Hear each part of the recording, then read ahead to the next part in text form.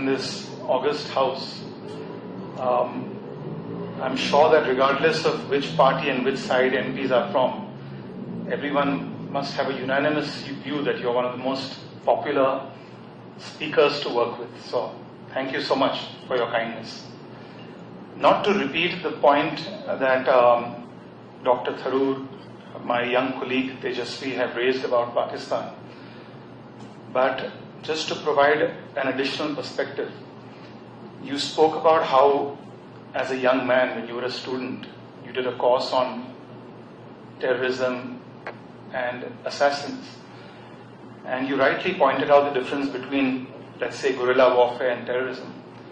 I think the fundamental point that we are trying to make here is, unlike in other parts of the world, where terrorists and terrorism often are non-state actors, we are actually dealing with a state-sponsored terrorism. And if you permit me, there's a photograph I'd like to show you. And this photograph, I'll just show it to our friends in the media as well. Shortly after India responded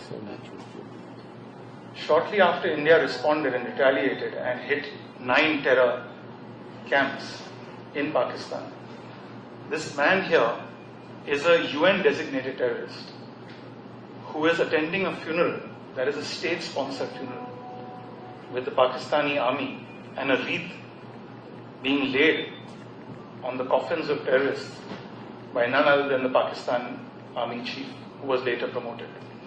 So we are dealing with a very different kind of terrorism, one that is state-sponsored, one where an unstable neighbor is doing its best to provoke and destabilize a stable and growing neighbor. I think that's the fundamental difference, where we are grateful for your support in the days and months to come, especially in the United Nations Security Council.